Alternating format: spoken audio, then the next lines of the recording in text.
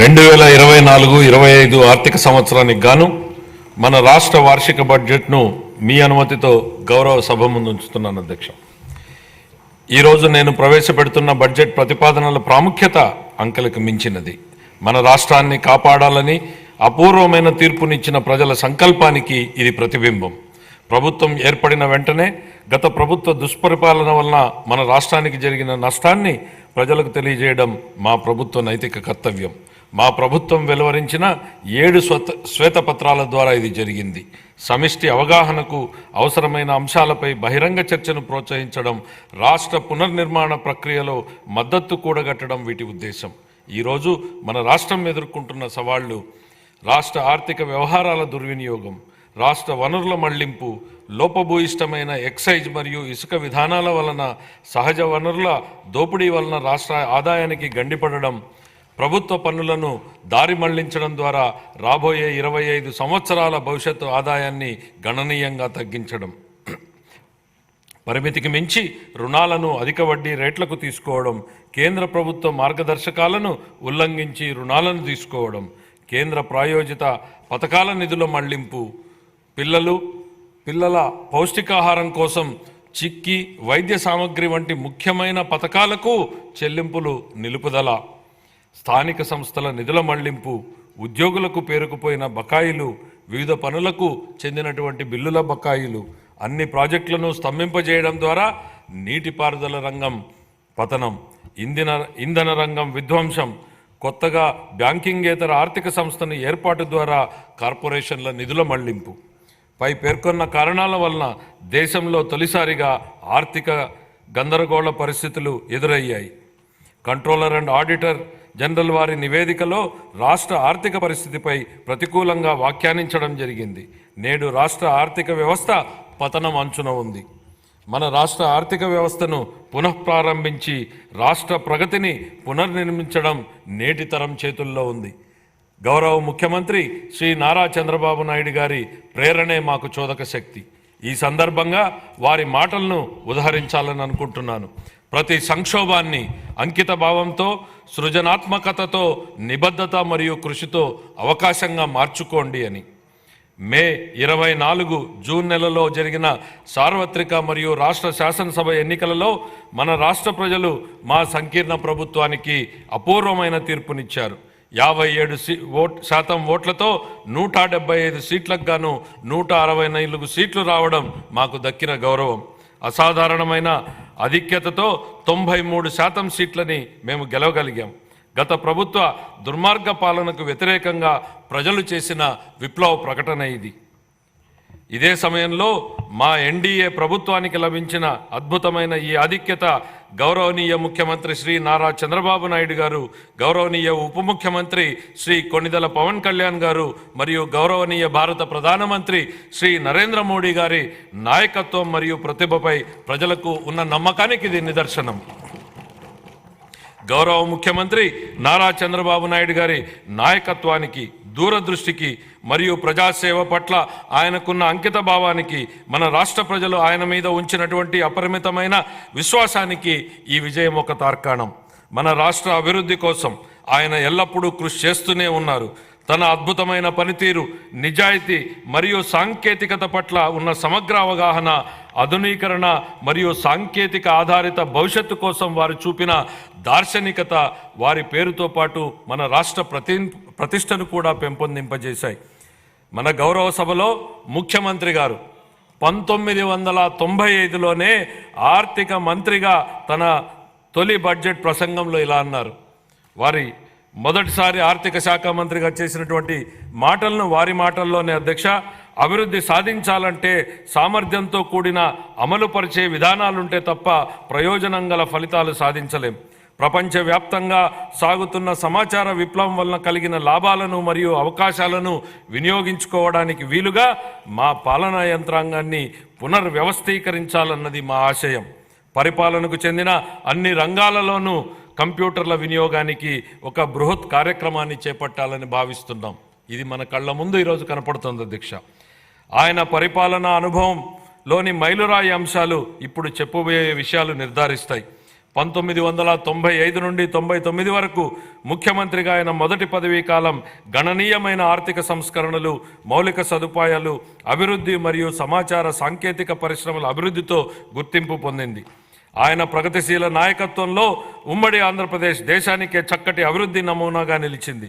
ఉమ్మడి ఆంధ్రప్రదేశ్ రాష్ట్రాన్ని వ్యవసాయ ఆధారిత రాష్ట్రం నుంచి సాంకేతిక పరిజ్ఞానానికి మూల స్తంభంగా మరియు సమాచార సాంకేతిక సేవల కేంద్రంగా మార్చడంలో ఆయన కీలక పాత్ర పోషించారు. ఆయన చేపట్టిన అనేక విధానాలు మరియు పాలనా కార్యక్రమాలు తర్వాతి కాలంలో జాతీయ విధానాలుగా రూపొందించుకున్నాయి. రేపటి రోజున దేశం చేసే ఆలోచన ఆంధ్రప్రదేశ్ ఈరోజే చేస్తుంది అనే పేరుని తీసుకొచ్చారు. ప్రస్తుతం అభివృద్ధి చెందుతున్న సాఫ్ట్వేర్ పరిశ్రమకు హైదరాబాద్లో ఆనాడే పునాది వేయడం ద్వారా హైదరాబాద్ను ప్రపంచ సాంకేతిక సమాచార పటంలో అగ్రస్థానానికి చేర్చడంలో ఆయన పాత్ర మరువలేనిది. ఇంజనీరింగ్ కళాశాలలు మరియు సమాచార సాంకేతిక రంగాలలో ఆయన చేసిన విధానపరమైన నిర్ణయాలు మన రాష్ట్ర ప్రజలకు ప్రపంచవ్యాప్తంగా అవకాశాలు కల్పించాయి. ఈ కారణంగా గ్రామీణ ప్రాంతాలకు చెందిన సామాన్య ప్రజలు సైతం ప్రపంచవ్యాప్తంగా విజయ శిఖరాలను అధిరోహించగలిగారు. నేడు అమెరికాతో పాటు అనేక ఇతర దేశాలలో ప్రవాసాంధ్రులు అత్యధిక తలసరి ఆదాయం కలిగిన వారుగా స్థిరపడ్డారు. జూన్ 2014 జూన్ నెలలో ఉమ్మడి ఆంధ్రప్రదేశ్ను అన్యాయంగా, అశాస్త్రీయంగా మరియు అప్రజాస్వామికంగా ఒక శాశ్వత రాజధాని లేకుండా విభజించడం వలన రాష్ట్రం సంక్షోభంలో కూరుకుపోయి ఆర్థికంగా నిలదొక్కుకోలేని అవశేష రాష్ట్రంగా ఉండిపోయింది. రాష్ట్ర విభజనను మన ప్రజలపై బలవంతంగా రుద్దారని చెప్పడం ఎంత మాత్రం అతిశయోక్తి కాదు. మన రాష్ట్రాన్ని పునర్నిర్మాణ దిశగా మరియు సుసంపన్న దిశగా తీసుకువచ్చే బాధ్యతను మన నాయకుడు గౌరవ ముఖ్యమంత్రి శ్రీ నారా చంద్రబాబు నాయుడు గారు తన భుజస్కంధాలపైన వేసుకున్నారు.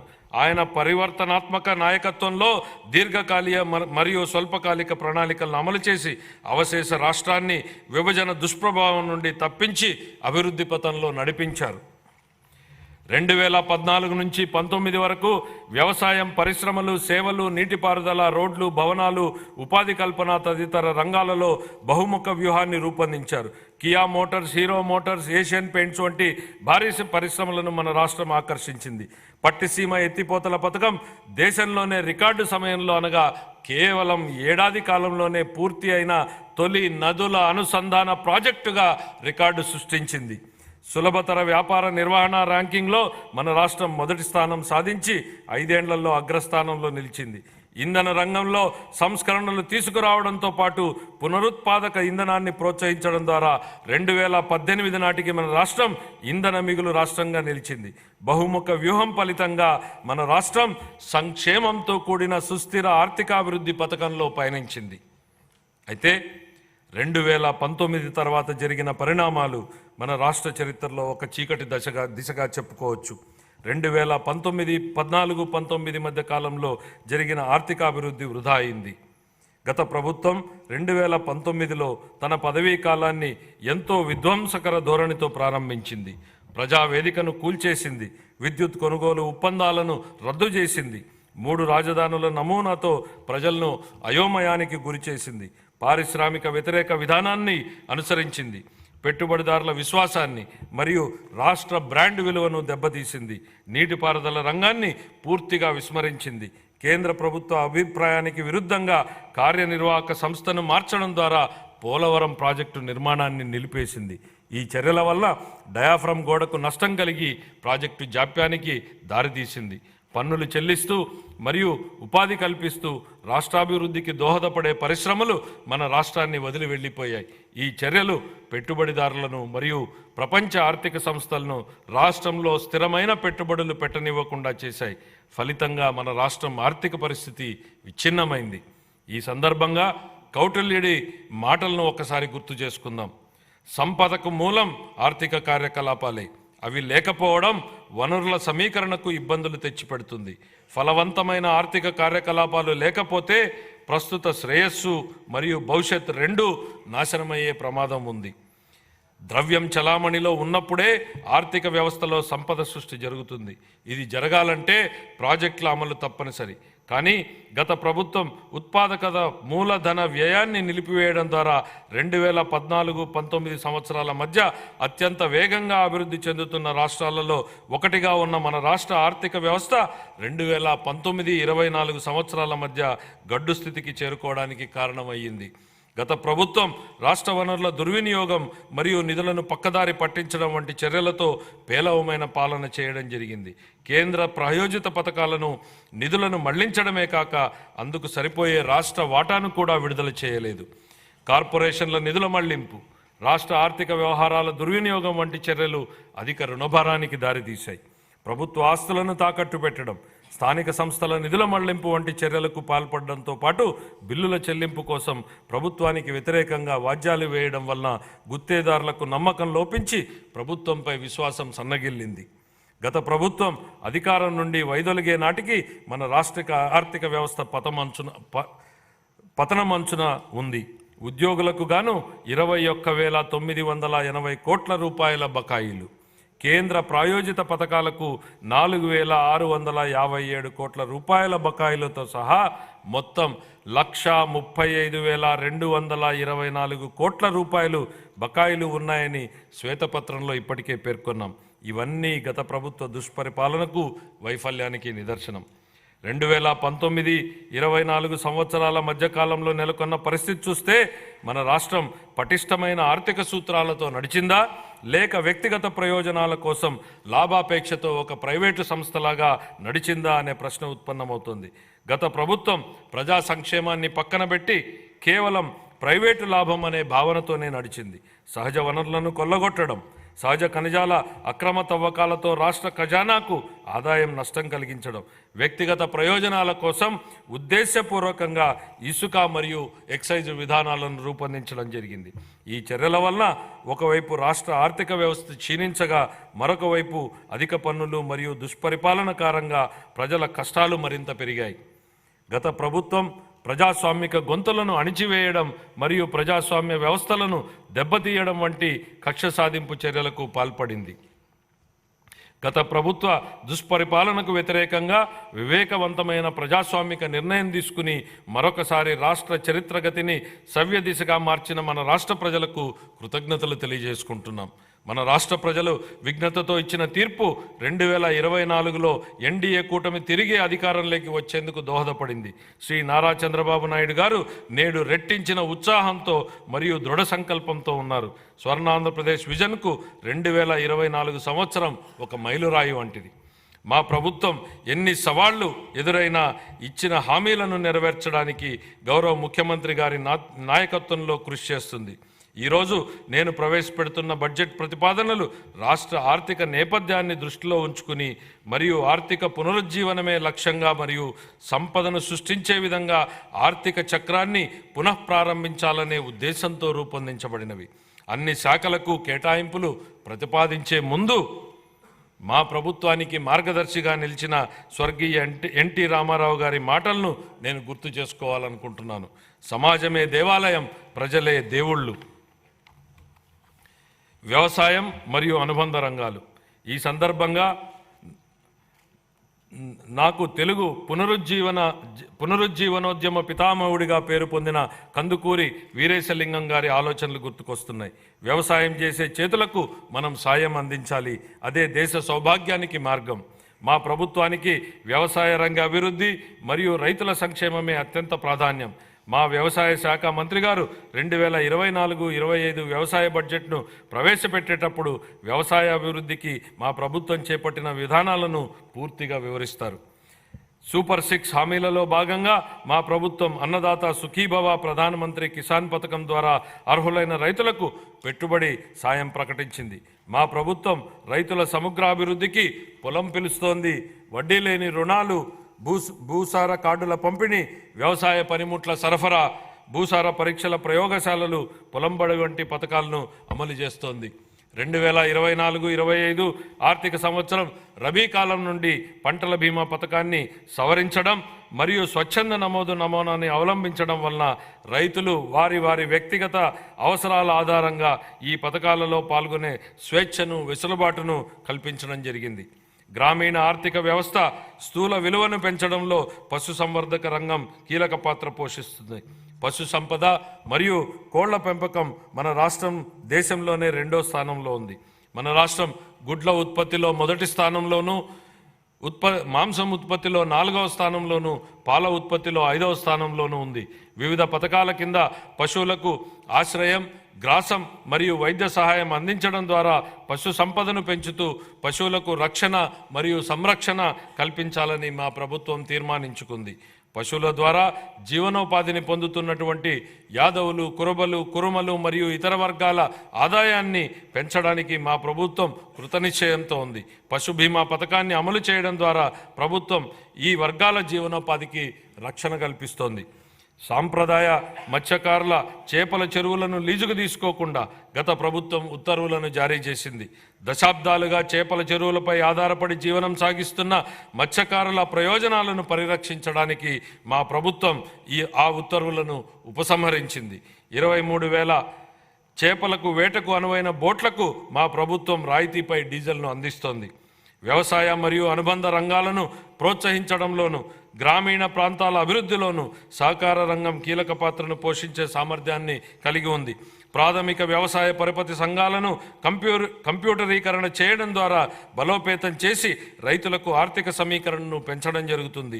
2024-25 ఆర్థిక సంవత్సరంలో వ్యవసాయ మరియు అనుబంధ రంగాలకు 11,855 కోట్ల రూపాయల కేటాయింపును ప్రతిపాదిస్తున్నాను. సంక్షేమం. మన గౌరవ ముఖ్యమంత్రి గారు సంక్షేమం గురించి ఇలా అంటుంటారు: ప్రజలు ఎల్లప్పుడూ సంక్షేమం మరియు అభివృద్ధి, సుపరిపాలనను కోరుకుంటారు. వాటిని అందిస్తున్నంత కాలం ప్రజలు మనతోనే ఉంటారు. సంక్షేమం మరియు అభివృద్ధిని సమతుల్యం చేయాలనే విశ్వాసం 3 దశాబ్దాల కింద 1995లో ఉమ్మడి ఆంధ్రప్రదేశ్ రాష్ట్ర ఆర్థిక మంత్రిగా ఆయన చేసిన తొలి బడ్జెట్ ప్రసంగం నుంచే మనకు స్పష్టమవుతుంది అధ్యక్ష. ఆయన మాటల్లోనే, స్థూలంగా చెప్పాలంటే మా ప్రభుత్వ ప్రధాన ఆశయం పేదరిక నిర్మూలన, బడుగుల సంక్షేమమే మా పరమావధి.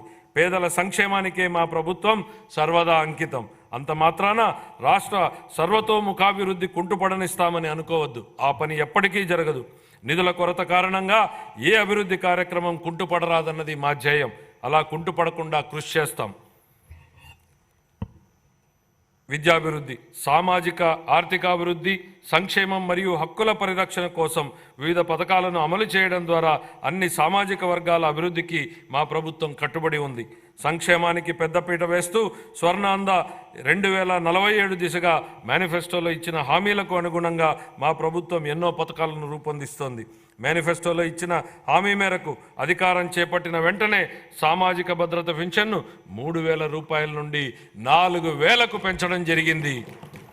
ఎన్టీఆర్ భరోసా పెన్షన్ పథకం ద్వారా 64,38,000 మంది పెన్షన్దారులకు నెలకు 4,000 నుండి 15,000 రూపాయల వరకు పెన్షన్లు అందుతున్నాయి. మా ప్రభుత్వం అధికారంలోకి వచ్చిన మొదటి నెలలోనే ఎన్టీఆర్ భరోసా పథకం కింద 4,400 కోట్ల రూపాయలు, అలాగే 24 జూన్ నుండి ఇప్పటి వరకు మొత్తం 15,218 కోట్ల రూపాయలు విడుదల చేయబడ్డాయి. కళాశాలల నుండి ధృవపత్రాలు పొందేందుకు విద్యార్థులకు ఇబ్బందులు తలెత్తకుండా ఉండేందుకు మెట్రిక్ అనంతర ఉపకార వేతనాలను నేరుగా కళాశాల ఖాతాలలోకే విడుదల చేస్తోంది. గత ప్రభుత్వం మిగిల్చిన పెండింగ్ ఫీజు రీయింబర్స్మెంట్ బకాయిలను కూడా దశల వారీగా విడుదల చేసేందుకు ప్రయత్నాలు జరుగుతున్నాయి. మా ప్రభుత్వ పథకాలు మాలదాసరి, మాదిగ, రెల్లి, అరుంధతీయ మరియు ఇతర షెడ్యూల్డ్ కులాల వర్గాలకు మేలు చేస్తాయి.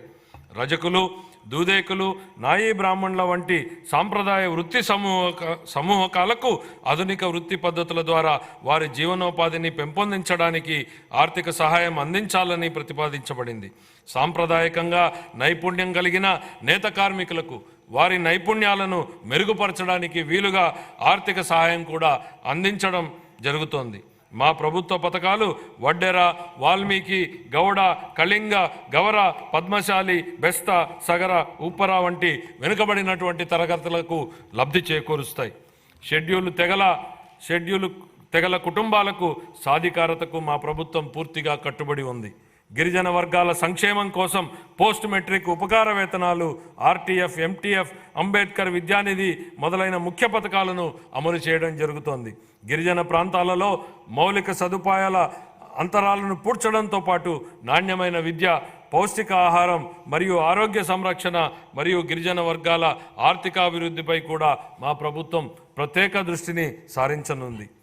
వివిధ పథకాల ద్వారా అల్పసంఖ్యాక వర్గాలకు ఆర్థిక కార్యకలాపాలలోనూ మరియు ఉపాధి కల్పించడంలోనూ సమాన భాగస్వామ్యం లభించేలా మా ప్రభుత్వం చూస్తోంది. వారి విదేశీ విద్యకు, అలాగే ఇమాంలకు, మౌజంలకు మరియు పాస్టర్లకు ప్రోత్సాహకాలు ఇవ్వాలని ప్రతిపాదించడం జరిగింది. 2024-25 ఆర్థిక సంవత్సరంలో షెడ్యూల్డ్ కులాల కాంపోనెంట్కు 18,497 కోట్ల రూపాయలు, షెడ్యూల్డ్ తెగల కాంపోనెంట్కు 7,557 కోట్ల రూపాయలు, వెనుకబడిన తరగతుల కాంపోనెంట్కు 39,007 కోట్ల రూపాయలు, అల్పసంఖ్యాక వర్గాల సంక్షేమానికి 4,376 కోట్ల రూపాయల్ని కేటాయించాలని నేను ప్రతిపాదిస్తున్నాను. మహిళా అభివృద్ధి మరియు శిశు సంక్షేమం. డాక్టర్ బిఆర్ అంబేద్కర్ గారు మహిళా సాధికారత ప్రాముఖ్యతను నొక్కి ఇలా అన్నారు: మహిళలు సాధించిన పురోగతి స్థాయిని బట్టి నేను సమాజం యొక్క పురోగతిని కొలుస్తాను అని. గౌరవనీయులైన ముఖ్యమంత్రి గారు కూడా ఈ ఆలోచనను గట్టిగా విశ్వసిస్తారు. ఆయన నాయకత్వంలో 1990వ దశకంలోనే మన రాష్ట్రం స్వయం సహాయక బృందాల ఉద్యమంలో దేశంగా అగ్రగామిగా నిలిచింది. పొదుపు చేయడంతో పాటు మహిళల వ్యవస్థాపక శక్తి పెరుగుతుందని, ఫలితంగా స్వయం ఉపాధి మాత్రమే కాకుండా సాధికారత కూడా లభిస్తుందని వారిది దృఢ విశ్వాసం. విస్తృత స్థాయిలో ఒక ఉద్యమంలాగా జరుగుతున్న కార్యకలాపాలకు నాటి ప్రభుత్వ సహకారం లభించడం వలన రాష్ట్రంలోని స్వయం సహాయక సంఘాలకు విశేష ఆదరణ దక్కింది. దీనివల్ల మన రాష్ట్రం దేశానికే ఆదర్శంగా నిలిచింది. మన రాష్ట్రంలో 10 లక్షలకు పైగా స్వయం సహాయక సంఘాలు ఉన్నాయి. గర్భిణులు, బాలింతలు మరియు 6 ఏళ్లలోపు పిల్లలకు పౌష్టికాహార స్థితిని మెరుగుపరిచేందుకు మా ప్రభుత్వం అనేక వినూత్న చర్యలు తీసుకుంటోంది. 26 జిల్లాల్లోని 55,607 అంగన్వాడీ కేంద్రాల ద్వారా సమీకృత శిశు అభివృద్ధి సేవలను మా ప్రభుత్వం అందిస్తోంది.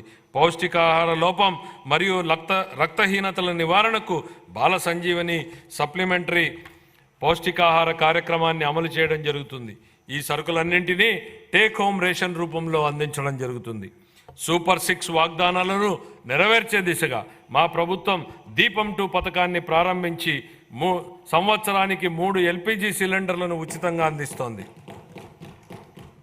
2024లో మొదటి ఉచిత సిలిండర్ పంపిణీ కోసం 895 కోట్లను విడుదల చేయడం జరిగింది.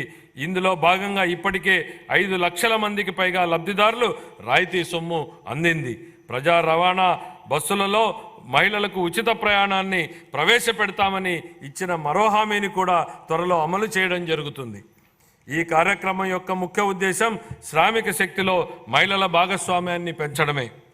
2024-25 ఆర్థిక సంవత్సరానికి మహిళాభివృద్ధి శిశు సంక్షేమ శాఖకు 4,285 కోట్ల రూపాయల కేటాయింపును ప్రతిపాదిస్తున్నాను. నైపుణ్యాభివృద్ధి ప్రాధాన్యత గురించి చైనా తత్వవేత్త లావో జూ ఇలా అన్నారు: ఒక మనిషికి ఆహారంగా ఒక చేపను ఇస్తే ఒకరోజు ఆహారాన్ని మాత్రమే ఇచ్చినట్లవుతుంది. అందుకే అతనికి చేపలు పట్టడం నేర్పించు, జీవితాంతం తిండి పెట్టినట్టు అవుతుంది. 2014-19 కాలంలోనే గౌరవ ముఖ్యమంత్రి నారా చంద్రబాబు నాయుడు గారు నైపుణ్యాభివృద్ధి, విద్య మరియు దీర్ఘకాల పరిష్కారాల ప్రాముఖ్యతను అర్థం చేసుకుని అనేక నైపుణ్యాభివృద్ధి కార్యక్రమాలకు శ్రీకారం చుట్టడం జరిగింది. ఈరోజు గౌరవ మానవ వనరుల అభివృద్ధి శాఖ మంత్రి శ్రీ నారా లోకేష్ గారు నైపుణ్య గణన అనేటువంటి వినూతన కాన్సెప్ట్కు నాయకత్వం వహిస్తున్నారు.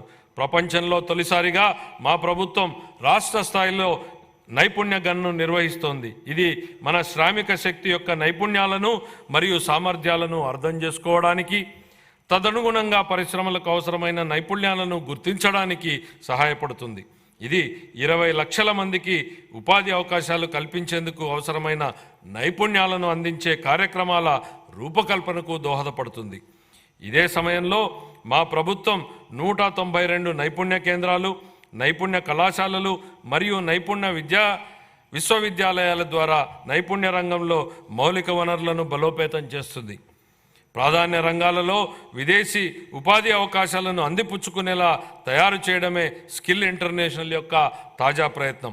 2024-25 సంవత్సరానికి గాను నైపుణ్యాభివృద్ధి శాఖకు 1,215 కోట్ల రూపాయల కేటాయింపును ప్రతిపాదిస్తున్నాను. పాఠశాల విద్య. ప్రభుత్వం మరియు ప్రైవేటు పాఠశాలలో 1వ తరగతి నుంచి 12వ తరగతి వరకు చదివే పిల్లల తల్లులకు తల్లికి వందనం పథకం ద్వారా ఆర్థిక సహాయాన్ని అందిస్తూ మా ప్రభుత్వం సూపర్ 6 హామీని నెరవేరుస్తుంది. పేదరికం కారణంగా ఏ పిల్లవాడు విద్యకు దూరం కాకూడదు అనేది ఈ పథకం లక్ష్యం. ఇందుకే మధ్యలో చదువు మానేసిన పిల్లల సంఖ్యను గణనీయంగా తగ్గించడానికి సహాయపడుతుంది. పాఠశాలల్లో మౌలిక సదుపాయాలను, విద్యార్థుల అభ్యసన ఫలితాలను మెరుగుపరిచేందుకు మా ప్రభుత్వం సమగ్ర సంస్కరణలు చేపడుతోంది. మన యువతకు ఉపాధి అవకాశాలు కల్పించడానికి మరియు విద్యా వ్యవస్థలో యువ ఉపాధ్యాయులను నూతన శక్తి నింపేందుకు ఖాళీగా ఉన్న 16,347 పోస్టులను భర్తీ చేసే దిశగా మెగా డిఎస్సి నియామకాన్ని ప్రకటించడం జరిగింది. ఇది మా ప్రభుత్వం తీసుకున్న ప్రధాన నిర్ణయాలలో ఒకటి. ముఖ్యమైన పథకాలకు ప్రముఖ విద్యావేత్త సర్వేపల్లి రాధాకృష్ణన్ మరియు సామాజిక కార్యకర్త శ్రీమతి డొక్కా సీతమ్మ గారి పేర్లను మా ప్రభుత్వం పెట్టింది.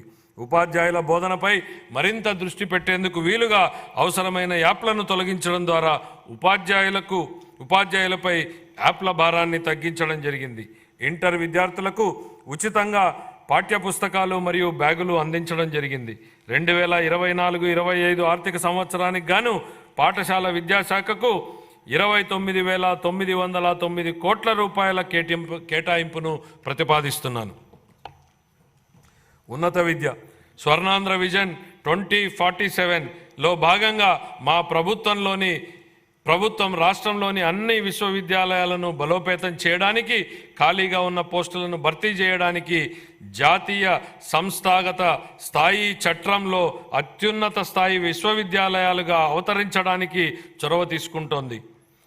అమరావతి, తిరుపతి మరియు విశాఖపట్నంలో కనీసం 3 విజ్ఞాన నగరాలను ఏర్పాటు చేయాలని మా ప్రభుత్వం లక్ష్యంగా పెట్టుకుంది.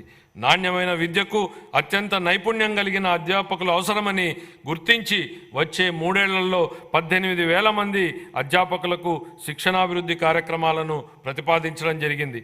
2024 డిసెంబర్ నుండి 2.5 లక్షల మందికి పైగా విద్యార్థులకు వృత్తి శిక్షణను సులభతరం చేయడానికి NASSCOM, future skills, EduSkills, Salesforce, Microsoft వంటి ప్రతిష్టాత్మక సంస్థలతో మా ప్రభుత్వం అవగాహన ఒప్పందాలను కుదుర్చుకుంది. సమాచార సాంకేతిక మరియు ఆధారిత రంగాలు, బ్యాంకింగ్, ఆర్థిక సేవలు, బీమా సేవలు, వనరులను సమకూర్చే సేవలు, చిల్లర వర్తకము మరియు ఆరోగ్య సంరక్షణ వంటి వివిధ రంగాలలో 5,000 రూపాయల నుండి 15,000 రూపాయల మధ్య వేతనాన్ని అందించే అప్రెంటిస్షిప్తో కూడిన డిగ్రీ విద్యను మా ప్రభుత్వం ప్రవేశపెట్టింది. 2024 ఆర్థిక సంవత్సరానికి గాను ఉన్నత విద్యాశాఖకు 2,326 కోట్ల రూపాయల కేటాయింపును ప్రతిపాదిస్తున్నాను.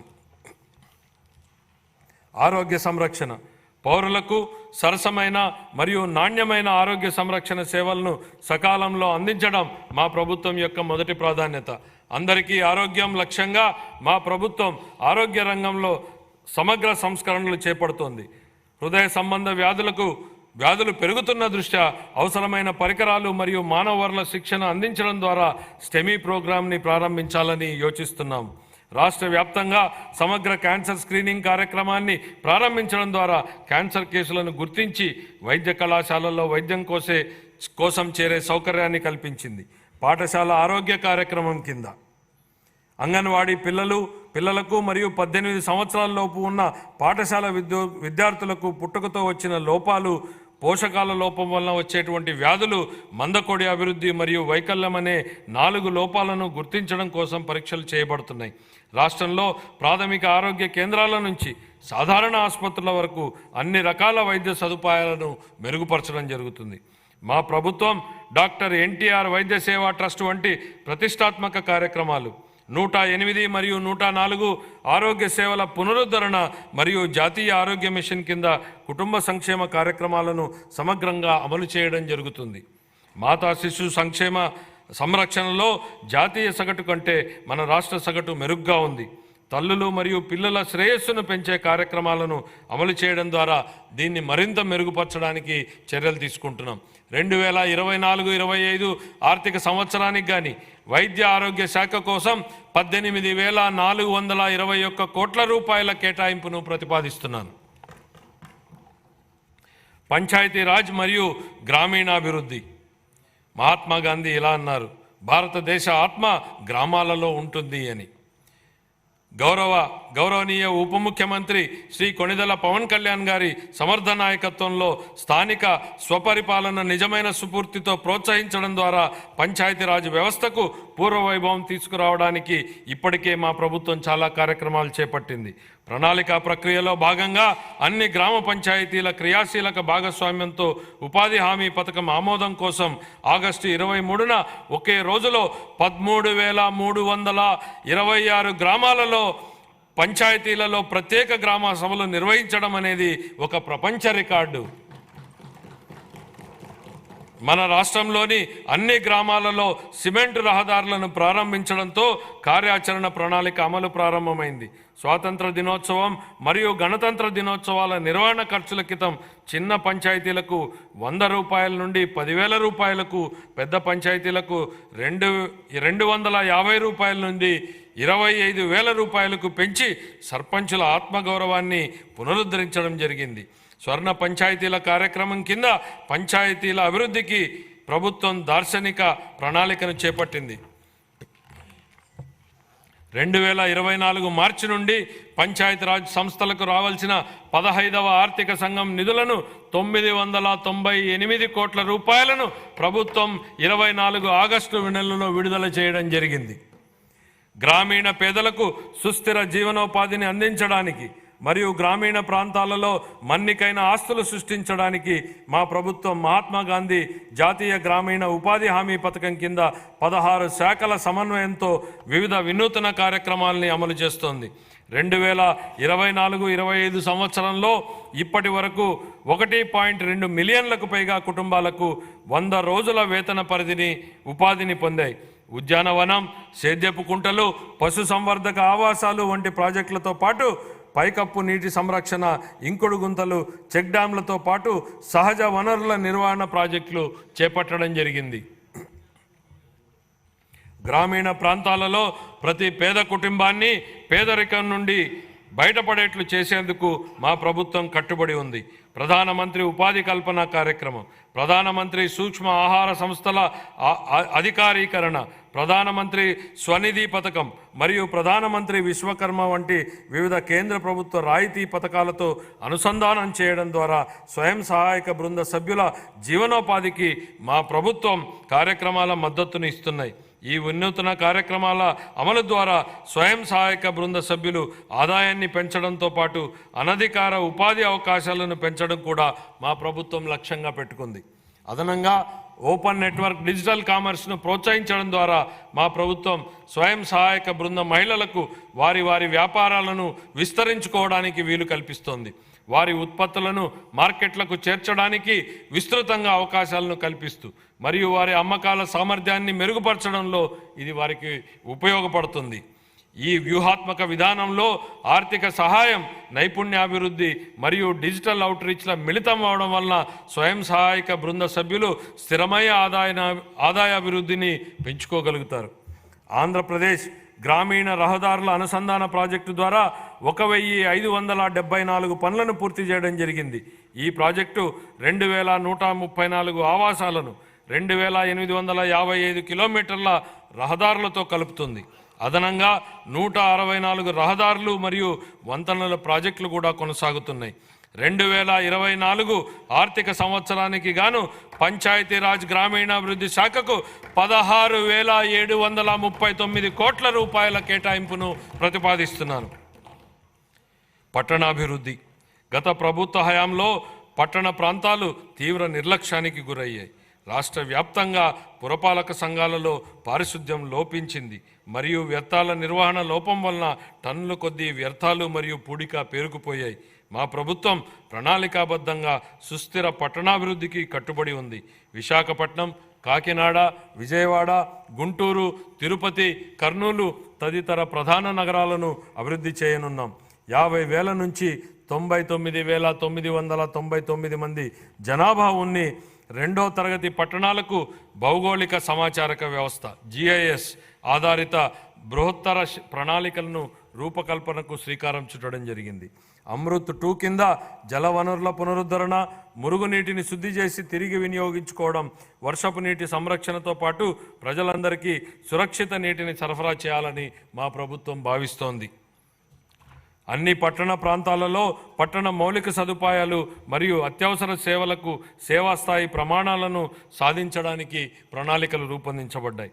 5 ఏళ్లుగా కనుమరుగైన రాష్ట్ర కళల రాజధాని అమరావతి నేడు రూపుదిద్దుకుంటోంది. ప్రపంచ స్థాయిలోనే అత్యుత్తమ మౌలిక సదుపాయాలు, పెట్టుబడులు మరియు ఉద్యోగాలకు ప్రపంచ స్థాయి గమ్యస్థానంగా అమరావతి మారబోతోంది. అత్యంత నివాసయోగ్యమైన, సమర్థవంతమైన మరియు సుస్థిరమైన హరిత నగరంగా అమరావతిని తీర్చిదిద్దేందుకు మా ప్రభుత్వ ప్రణాళికలు దోహదపడ్డాయి.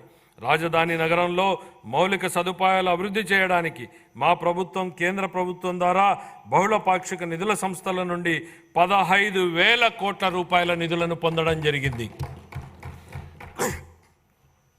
పట్టణ ప్రాంతంలో నివసిస్తున్న నిరుపేదలకు సరసమైన ధరలకు ఆహారాన్ని అందించడంతో మా ప్రభుత్వం మొత్తం 123 పట్టణ ప్రాంతాల పరిధిలో 204 అన్నా క్యాంటీన్లను ఏర్పాటు చేయడం జరిగింది.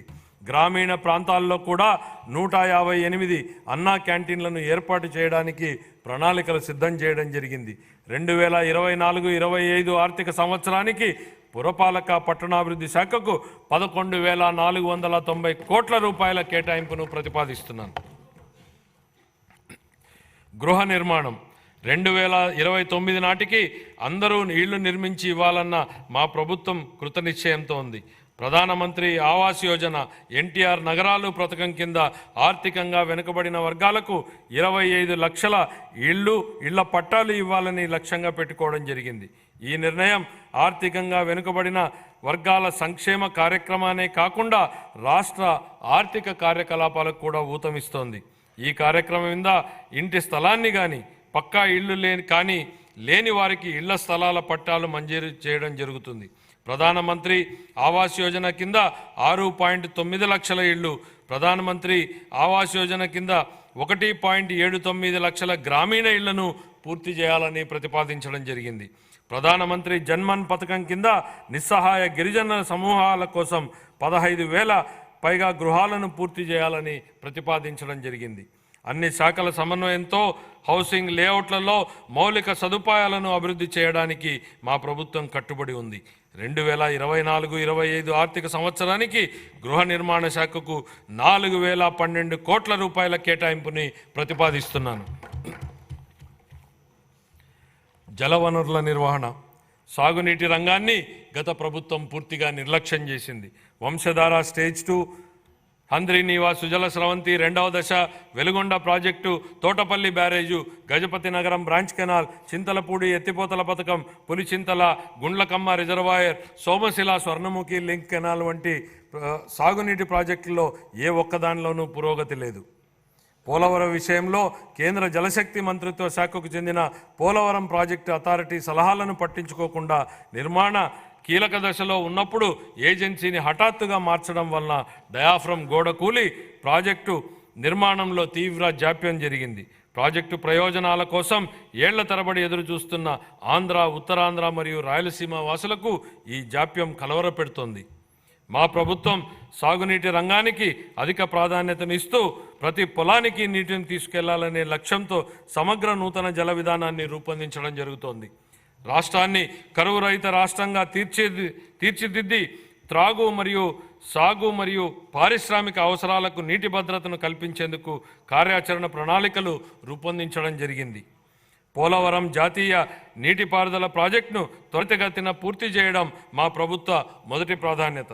చింతలపూడి ఎత్తిపోతల పథకం, బొడ్డేపల్లి రాజగోపాలరావు వంశధార ప్రాజెక్టు రెండవ దశ, Poola Subbaiah Veligonda project, Handrineeva Sujala Sravanthi project, Tungabhadra high level canal వ్యవస్థ మెరుగుదల, చిన్న నీటి పారుదల, వాటర్ షెడ్, భూగర్భ జలాల నిర్వహణతో సహా నిర్మాణంలో ఉన్న అన్ని ప్రాజెక్టులను పూర్తి చేసేందుకు మా ప్రాజెక్టు కట్టుబడి ఉంది. వీటితో పాటు అదనంగా భవనాసి చెరువు మార్పిడి ప్రాజెక్టును మరియు మహేంద్ర తనయ ఆఫ్షోర్ ప్రాజెక్టును చేపట్టాలని మా ప్రభుత్వం భావిస్తోంది. గోదావరి, పెన్న, నాగావళి వంశధార నదులను అనుసంధానం చేయడం ద్వారా రాష్ట్ర వ్యాప్తంగా నీటి భద్రతను కల్పించాలని భావిస్తోంది. 2024-25 ఆర్థిక సంవత్సరానికి జలవనరుల శాఖకు 16,705 కోట్ల రూపాయల కేటాయింపును ప్రతిపాదిస్తున్నాను. పరిశ్రమలు మరియు వాణిజ్యం, పారిశ్రామిక అభివృద్ధికి అనువైన వాతావరణాన్ని కల్పించడంపై మా ప్రభుత్వం దృష్టి సారించింది. పెట్టుబడిదారులను మరియు ఔత్సాహిక పారిశ్రామికవేత్తలను ప్రోత్సహించి తద్వారా వివిధ రంగాలకు ఉపాధిని కల్పించే దిశగా నూతన విధానాలను రూపొందించడం జరిగింది. మా ప్రభుత్వం ఆంధ్రప్రదేశ్ పారిశ్రామిక వృద్ధి పాలసీ 4 తీసుకురావడం జరిగింది. ఆంధ్రప్రదేశ్ సూక్ష్మ మరియు చిన్న మధ్య తరహా అభివృద్ధి పాలసీ 4 తక్షణమే ఉపయోగించుకునేట్లుగా ప్రైవేటిక పారిశ్రామిక వాడల ఏర్పాటుకు ఒక ప్రత్యేక విధానం, ఆంధ్రప్రదేశ్ ఫుడ్ ప్రాసెసింగ్ 4వ పాలసీలను మా ప్రభుత్వం తీసుకురావడం జరిగింది. ఈ విధానాలలో పోటీతత్వ ప్రోత్సాహక పద్ధతిని ప్రవేశపెట్టగా దీనికి పారిశ్రామిక రంగం నుండి సానుకూల స్పందన వచ్చింది. మన రాష్ట్రాన్ని పెట్టుబడుల గమ్యస్థానంగా మార్చేందుకు పెట్టుబడిదారులలో మా ప్రభుత్వం మళ్లీ ఆసక్తిని పెంచింది. 2024-25 ఆర్థిక సంవత్సరానికి పరిశ్రమలు వాణిజ్య శాఖకు 3,127 కోట్ల రూపాయల కేటాయింపును ప్రతిపాదిస్తున్నాను. ఇంధన రంగం,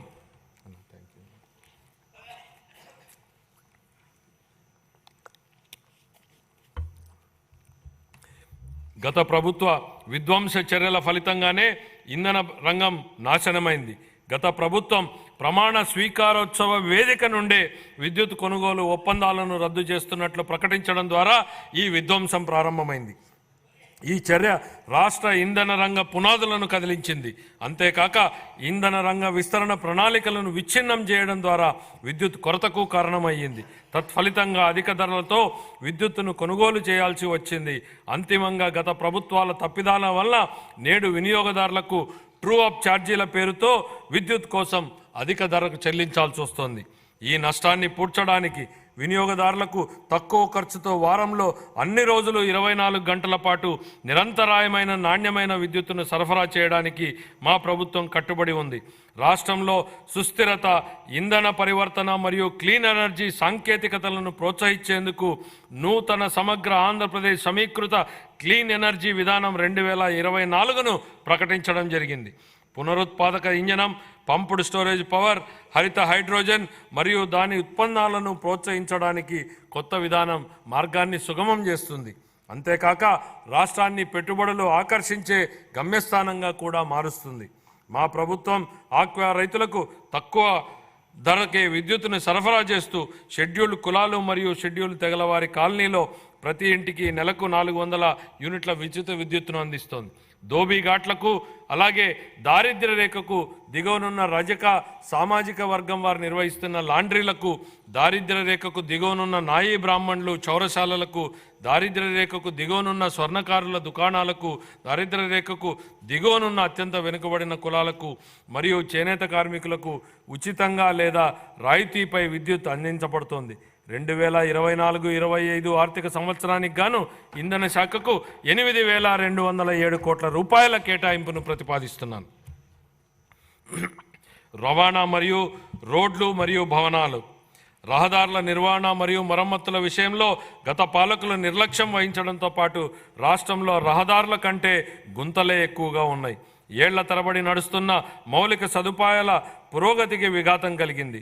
ఒకప్పుడు 2019 నాటికి నాణ్యమైన రహదారుల అనుసంధానం ఉన్న రాష్ట్రం 2024 నాటికి గుంతలమైన గుంతలమయమైన రహదారులతో సతమతమవుతోంది. సంక్రాంతి నాటికి రాష్ట్రంలో అన్ని రహదారులు గుంతలు లేకుండా ఉండాలనే లక్ష్యంతో మన గౌరవ ముఖ్యమంత్రి గారు గుంతలు లేని రహదారుల ఆంధ్రప్రదేశ్ అనే మిషన్కు శ్రీకారం చుట్టారు. వీటి పునర్నిర్మాణ ప్రయత్నాలు జరుగుతున్నాయి.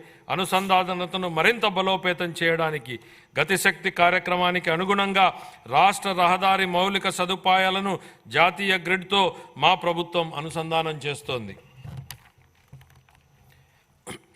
Amaravati outer ring road project గత ప్రభుత్వ హయాంలో నిలిచిపోయింది. 189 కిలోమీటర్ల పొడవైన Amaravati outer ring road express way పునరుద్ధరణకు కేంద్ర ప్రభుత్వం ఆమోదం తెలిపింది. ఈ ప్రాజెక్టు రాజధానిని రాష్ట్రంలో ఇతర ప్రాంతాలతో అనుసంధానం చేస్తుంది. ఈ ప్రాజెక్టు మన రాష్ట్రంలో ప్రాంతీయ అనుసంధానతను మరియు ఆర్థికాభివృద్ధిని పెంపొందిస్తుంది. మన రాష్ట్రంలో 687 కిలోమీటర్ల మేర 6 వరుసల జాతీయ రహదారి ప్రాజెక్టు పనులను ఎంతో పురోగతిలో ఉన్నాయి. వీటిలో బెంగళూరు, కడప, విజయవాడ, రాయపూర్, విశాఖపట్నం, చిత్తూరు, తాడ్చూరు, రేణిగుంట, నాయుడుపేట, విజయవాడ పశ్చిమ బైపాస్, నాయుడుపేట, తూర్పు కనుపూరు వంటి ముఖ్యమైన రహదారులు ఉన్నాయి. వీటితో పాటు 4 వరుసల జాతీయ రహదారులైన హైదరాబాద్, విశాఖపట్నం, బెంగళూరు, చెన్నై ఎక్స్ప్రెస్ రహదారుల్లో 165 కిలోమీటర్ల మేర పనులు పురోగతిలో ఉన్నాయి. న్యూ డెవలప్మెంట్ బ్యాంక్ ఆర్థిక సహకారంతో మండల అనుసంధాన మరియు గ్రామీణ అనుసంధానత అభివృద్ధి ప్రాజెక్టు మరియు ఆంధ్రప్రదేశ్ రహదారులు, వంతెనల పునర్నిర్మాణ ప్రాజెక్టులను మా ప్రభుత్వం అమలు చేస్తుంది. ఈ ప్రాజెక్టులను జిల్లా ప్రధాన కేంద్రాలు మరియు మండల కేంద్రాల మధ్య, అదేవిధంగా అన్ని మండల కేంద్రాల మధ్య 2 వరుసల రహదారుల అనుసంధానతను కల్పించడానికి 2522 కిలోమీటర్ల రహదారులను ఈ పరిధిలోకి తీసుకువస్తాము. వాహనాలు త్వరితగతిన నడిచేందుకు వీలుగా ప్రధానమైన జిల్లా రహదారుల ఉపరితలాన్ని మెరుగుపరచడానికి 2199 కిలోమీటర్ల మేర పనులను మంజూరు చేయడం జరిగింది. వీటిని 2025 మార్చి నాటికి పూర్తి చేయాలని మా ప్రభుత్వం లక్ష్యంగా పెట్టుకుంది. గిరిజన ప్రాంతాలతో హరిజన అనుసంధానాన్ని మెరుగుపరచడం కోసం మరియు వరదల వలన దెబ్బతిన్న రహదారులకు మరమ్మతులు చేయడం కోసం 99 రాష్ట్ర రహదారులు మరియు 134 జిల్లా ప్రధాన రహదారులను జాతీయ వ్యవసాయ మరియు గ్రామీణాభివృద్ధి బ్యాంకు నిధులతో పూర్తి చేయడానికి మా ప్రభుత్వం ప్రాధాన్యతనిస్తోంది. జూన్ 24 నుండి మా ప్రభుత్వం రహదారుల రంగానికి 600 కోట్ల రూపాయలను విడుదల చేసింది. రాష్ట్ర విపత్తు నివారణ నిధి, ఎన్డీఆర్ఎఫ్ మరియు రాష్ట్ర విపత్తు ప్రతిస్పందన నిధుల కింద కేటాయింపులతో సహా 2024-25 ఆర్థిక సంవత్సరానికి గాను రవాణా, రోడ్లు మరియు భవనాల శాఖకు 9,554 కోట్ల రూపాయల కేటాయింపును ప్రతిపాదిస్తున్నాను. యోజన, పర్యాటక మరియు సాంస్కృతిక శాఖ మన రాష్ట్రానికి చెందిన క్రీడాకారులు జాతీయ మరియు అంతర్జాతీయ స్థాయిలో రాణించి రాష్ట్రానికి గర్వకారణంగా నిలుస్తున్నారు. మా ప్రభుత్వం క్రీడాకారులను ప్రభుత్వ ఉద్యోగాలలో 3% రిజర్వేషన్లను ప్రకటించింది. ఇది దేశంలోనే అత్యధికం. మా ప్రభుత్వం ప్రతిపాదించిన ఆర్థిక ప్రోత్సాహాలు కూడా దేశంలోనే అత్యధికం. అందరికీ క్రీడలు ప్రతిభను పెంపొందించడం, స్పోర్ట్స్ ఎకోసిస్టమ్, క్రీడా సంస్కృతి మరియు పర్యావరణ వ్యవసాయ క్షేత్రస్థాయి నుంచి అంతర్జాతీయ స్థాయి వరకు బలోపేతం చేయడం అనే 4 వ్యూహాత్మక స్తంభాలతో కొత్త క్రీడా విధానం 24-29 కాలానికి మా ప్రభుత్వం తీసుకొస్తోంది. ఆర్థిక మరియు సామాజిక అభివృద్ధి కోసం క్రీడలను ప్రోత్సహించడం మరియు ఆరోగ్యకరమైన జీవనం కోసం క్రీడలను ప్రజా ఉద్యమంగా మార్చడంపై మా ప్రభుత్వ క్రీడల విధానం దృష్టి సారిస్తుంది. గౌరవ ముఖ్యమంత్రి గారు పర్యాటక రంగానికి పరిశ్రమ హోదాను కల్పించారు. ఇది ఒక చారిత్రాత్మక చర్య. ఇది ప్రైవేటు పెట్టుబడులను గణనీయంగా ఆకర్షించే విధంగా రాష్ట్ర సామర్థ్యాన్ని మరింత పెంచింది. మన రాష్ట్రంలో పర్యాటక రంగం ఉద్యోగాల కల్పనకు ఒక గొప్ప వరం. ఆధ్యాత్మిక పర్యాటక రంగాన్ని ప్రోత్సహించడం ద్వారా పర్యాటక రంగాన్ని అభివృద్ధి చేయడానికి మా ప్రభుత్వం ప్రణాళికలు రూపొందిస్తోంది. పర్యావరణ మరియు వివిధ పర్యాటక ప్రదేశాలను ఏకకాలంలో అనుసంధానించే విధంగా పరిశ్రమ, పర్యాటక రంగాన్ని, సముద్ర తీరక పర్యాటక కేంద్రాలను, ఆరోగ్య పర్యాటక కేంద్రాలను, చారిత్రాత్మక వారసత్వ ప్రదేశాలను అభివృద్ధి చేయడం ద్వారా పర్యాటక రంగాన్ని ప్రోత్సహించడాన్ని మా ప్రభుత్వం లక్ష్యంగా పెట్టుకుంది. 2024-25 ఆర్థిక సంవత్సరానికి యువజన పర్యాటక మరియు సాంస్కృతిక శాఖకు 322 కోట్ల రూపాయల కేటాయింపును ప్రతిపాదిస్తున్నాం. పోలీసు శాఖ గత 5 ఏళ్లలో పోలీసు శాఖను నిర్లక్ష్యం చేయడం వలన ఆ శాఖ నైతిక స్థైర్యం మరియు నిర్వహణ సామర్థ్యం తీవ్రంగా దెబ్బతిన్నాయి. ముఖ్యంగా తగినన్ని అలవెన్సులు చెల్లించకపోవడం వలన మరియు ఉద్యోగుల బకాయిలను చెల్లించకపోవడం వలన పోలీసు శాఖ ఉద్యోగుల్లో తీవ్ర ఇబ్బందులకు గురి అయ్యారు. వాహనాల లభ్యత తక్కువగా ఉండడం, గస్తీ వాహనాలకు నిర్వహణ లేకపోవడం మరియు పోలీసు బలగాలను తక్కువ వనరులతో నడిపించడం వలన వారు ఎంతో ఒత్తిడికి లోనయ్యారు. ఇది ప్రజా అవసరాల కోసం మరియు వేగంగా మరియు సమర్థవంతంగా స్పందించే వారి సామర్థ్యానికి ఆటంకం కలిగించింది. సీసీ కెమెరాల నిర్వహణ వంటి సాధారణ పనులకు కూడా గత ప్రభుత్వం నిధులను అవసరమైన మేరకు విడుదల చేయలేదు. ఈ క్లిష్టమైన సమస్యలను గుర్తించిన మా ప్రభుత్వం ఆధునీకరణ మరియు సమకాలీన సవాళ్లకు ధీటుగా పోలీస్ శాఖను సన్నద్ధం చేయడంపై దృష్టి సారించి ఈ శాఖ సామర్థ్యాలను పునరుద్ధరించడానికి మరియు పెంచడానికి నిర్ణయాత్మక చర్యలు చేపట్టింది. నూతన వాహనాలు మరియు అధునాతన పరికరాల కొనుగోలుకు, మౌలిక వసతుల కల్పనకు, పోలీసు బలగాల ఆధునీకరణకు మా ప్రభుత్వం 62 కోట్ల రూపాయల నిధులను ఇప్పటికే విడుదల చేసింది. పోలీసు శాఖకు పూర్వ వైభవాన్ని తీసుకురావడానికి గౌరవ ముఖ్యమంత్రి గారు సమూల మార్పునకు ఆమోదం తెలిపారు. శ్రీకాకుళం, చిత్తూరు, ప్రకాశం మరియు రాజమహేంద్రవరాలలో కొత్తగా ప్రత్యేక 4 పోలీస్ బెటాలియన్లను ఏర్పాటు చేయడం జరుగుతుంది. అంతేకాక 300 మంది మహిళా సహాయక డెస్క్లను మరియు సైబర్ నేరాలను అరికట్టడానికి ప్రతి జిల్లాలో సైబర్ పోలీస్ స్టేషన్లను కూడా ప్రత్యేకంగా ఏర్పాటు చేయడం జరుగుతుంది. మాదక ద్రవ్యాల కేసులో సత్వర పరిష్కారానికి రాష్ట్ర వ్యాప్తంగా 13 ఫాస్ట్ ట్రాక్ NDPS కోర్టులను ఏర్పాటు చేస్తున్నాం. ఆధునీకరించబడిన మరియు తక్షణమే ప్రతిస్పందించగలిగే సమర్థవంతమైన పోలీస్ దళాలను పునర్నిర్మించే దిశగా చేపట్టిన ఈ చర్యలను మా ప్రభుత్వ నిబద్ధతను సూచిస్తాయి. గత ప్రభుత్వ హయాంలో యువత గంజాయి వాడకం విపరీతంగా పెరిగింది. ఆ సమయంలో దేశంలో పట్టుబడిన మాదక ద్రవ్యాల మూలాలు మన రాష్ట్రంలో ఉండడం సిగ్గుచేటు. అధ్యక్ష, మాదక ద్రవ్యాల విస్తృత వినియోగ వ్యతిరేక కార్యక్రమంలో భాగంగా మా ప్రభుత్వం మాదక ద్రవ్యాల వినియోగ వ్యతిరేక టాస్క్ ఫోర్స్ను ఏర్పాటు చేసింది. విద్యార్థులు గంజాయి మరియు పొగాకు వాడకుండా ఉండేందుకు వారిలో అవగాహన పెంచే సమగ్ర కార్యక్రమాలను ప్రవేశపెట్టడం జరిగింది. ఈ మాదక ద్రవ్యాలు మరియు పొగాకు వ్యతిరేక కార్యక్రమాలు క్రియాశీలక పాత్రను పోషించేందుకు ఉన్నత విద్యాసంస్థల్లోని 3172 యూనిట్లకు శిక్షణ ఇచ్చేందుకు ప్రణాళికలు రూపొందిస్తున్నామని గౌరవ సభకు తెలియజేస్తున్నాను. 2024-25 ఆర్థిక సంవత్సరానికి గాను పోలీసు శాఖకు 8495 కోట్ల రూపాయల కేటాయింపును ప్రతిపాదిస్తున్నాను. పర్యావరణం, అటవీ మరియు శాస్త్ర సాంకేతిక పరిజ్ఞానం, జాతీయ ప్రమాణాలకు ధీటుగా పచ్చదనాన్ని మెరుగుపరచడం ద్వారా పౌరులకు సుస్థిర జీవన ఆవాసాల కల్పనకు మా ప్రభుత్వం కృషి చేస్తోంది. ఈ దిశగా వనం ప్రకృతి పిలుస్తోంది, తీర ప్రాంత ఆవాసాల అభివృద్ధి, మడ అడవుల పెంపకం మొదలైన పథకాల ద్వారా స్థిరమైన ఆదాయ కల్పన జరుగుతోంది. అన్ని శాఖల మరియు వివిధ వర్గాల ప్రజల భాగస్వామ్యం మరియు కేంద్ర రాష్ట్ర పథకాల నిధుల సమీకరణ ద్వారా ఇది జరుగుతోంది. పరిశుభ్రమైన మరియు ఆరోగ్యకరమైన నగరాల కోసం బహిరంగ ప్రదేశాలలో పచ్చదనాన్ని ఇచ్చే నగర వనాలను నిర్వహించడం మరియు విస్తరించడం ద్వారా వాతావరణ మార్పులను తట్టుకునే నగరాలను అభివృద్ధి చేయడానికి నగర వనం పథకాన్ని మా ప్రభుత్వం అమలు చేస్తోంది. 2024-25 ఆర్థిక సంవత్సరానికి గాను పర్యావరణ, అటవీ, శాస్త్ర సాంకేతిక శాఖకు 687 కోట్ల రూపాయల కేటాయింపును ప్రతిపాదిస్తున్నాను. 2022-23 ఖాతాలు. ఆంధ్రప్రదేశ్ అకౌంటెంట్ జనరల్ వారు ఖరారు చేసిన ఆర్థిక లెక్కల ప్రకారం 2022-23 ఆర్థిక సంవత్సరానికి గాని రెవెన్యూ లోటు 43,488 కోట్ల రూపాయలు మరియు ద్రవ్యలోటు 52,509 కోట్ల రూపాయలుగా చెప్పడం జరిగింది. రెవెన్యూ లోటు మరియు ద్రవ్యలోటు వరుసగా 3.3% గాను 3.98% గాను ఉన్నాయి.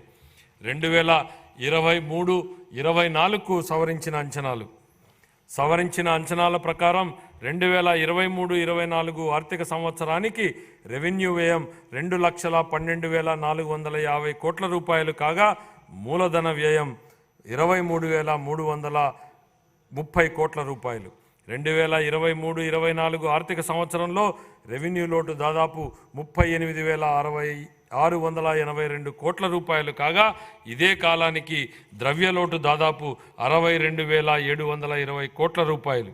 ఇది రాష్ట్ర స్థూల దేశీయ ఉత్పత్తిలో వరుసగా 2.65% మరియు 4.3% ఉన్నాయి. 2024-25 బడ్జెట్ అంచనాలు.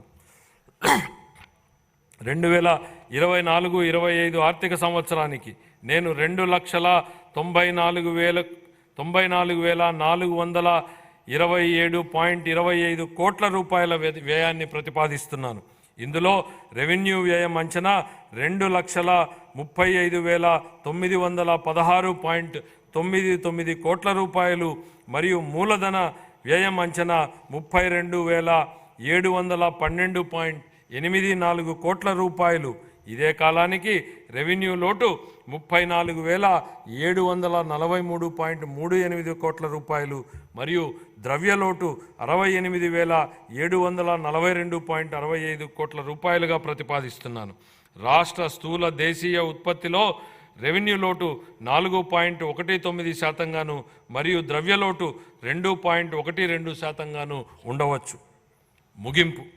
నేను ముందే చెప్పినట్టుగా మన రాష్ట్ర ప్రగతి పునఃప్రారంభానికి మరియు పునర్నిర్మాణానికి ఈ బడ్జెట్ ఒక తొలిమెట్టు. తమ కుటుంబాలలోని ప్రతి ఒక్కరికి ఆరోగ్యం, విద్య, జ్ఞానం, నైపుణ్యం మరియు సంపదలు కలగాలని ప్రతి కుటుంబం కూడా కలలు కంటుంది. ఈ కలలు సాకారం అవ్వడానికి మా ప్రభుత్వం కట్టుబడి ఉంది. మన రాష్ట్ర ప్రజలు వారి ఆశలు నెరవేర్చుకునేటందుకు అపూర్వమైన తీర్పునిచ్చారు. ప్రజలు మేమిచ్చిన హామీలపై నమ్మకం ఉంచారు. ఈ హామీలను నిలబెట్టుకోవాల్సినటువంటి బాధ్యత మా ప్రభుత్వంపై ఉంది.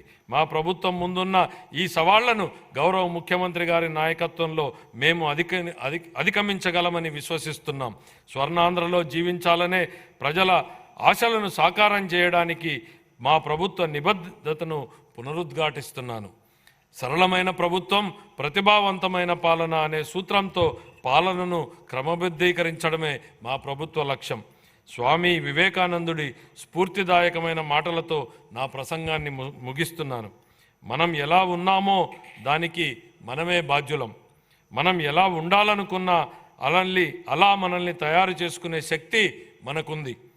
మనం ఇప్పుడు ఉన్నది మన గత చర్యల ఫలితమైతే భవిష్యత్తులో మనం ఏమి కావాలనుకుంటున్నామో అది మన ప్రస్తుత చర్యల ద్వారా ఖచ్చితంగా నిర్ణయించబడుతుంది. కాబట్టి ఎలా నడుచుకోవాలో మనం తెలుసుకోవాలి. ఈ మాటలతో నేను ఇప్పుడు బడ్జెట్ను గౌరవ సభ ఆమోదం కోసం సమర్పిస్తున్నాను. జై ఆంధ్రప్రదేశ్, జై హింద్.